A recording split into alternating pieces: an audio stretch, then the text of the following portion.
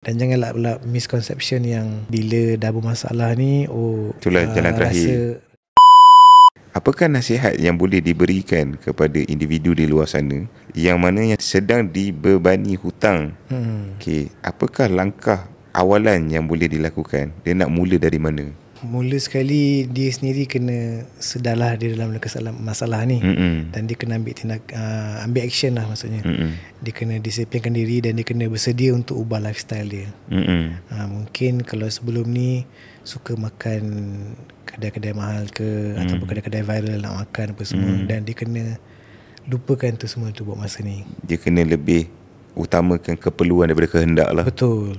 Ubah lifestyle dia apa semua. Kemudian dia kena ambil tahu balik apa komitmen dia ada tu, dah apa rate-rate dan sebagainya, dah apa baki-baki yang ada. Kemudian dia boleh ada je approach agensi kerajaan lah, macam saya kata AKPK dan sebagainya lah. Ataupun dia boleh datang kepada syarikat seperti kami lah, beri konsultasi. Dia kena tengok juga benda tu, bila syarikat tu beri konsultasi, adakah dia terus terikat dengan syarikat tu ataupun macam mana. Macam syarikat kami pula, bila kami beri konsultasi tu, kami akan adakan assessment dan kami akan adakan simulasi. Bila kami ada simulasi tu, kami tengok mana yang sesuai dan kami akan kongsikan dengan pelanggan ni. Ini solution A, solution B, solution C. Mana yang dia rasa lebih sesuai, kita akan advise lah mana yang lebih sesuai pada dia. Dari situ baru dia bincanglah dengan keluarga kan, ataupun dia jalan yang terbaik lah. Jalan terbaik untuk fikir macam tu.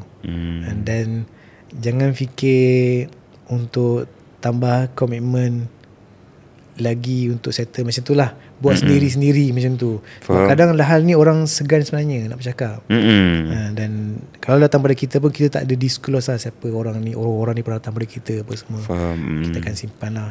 Dan janganlah pula misconception yang bila dah bermasalah ni, itulah jalan terakhir. Rasa insaf kan. So dia tambah komitmen. Bukan tambah komitmen lah, dia ambil loan pula lagi dengan yang lain-lain ni. Buat tambahan loan lagi. Lepas tu dia nak pergi umrah. Nak doa ke depan Kaabah, minta selesaikan hutang kan. Macam tu lah. Settlekan dahulu, kayaknya selesaikan dahulu masalah semasa dahulu. Betul.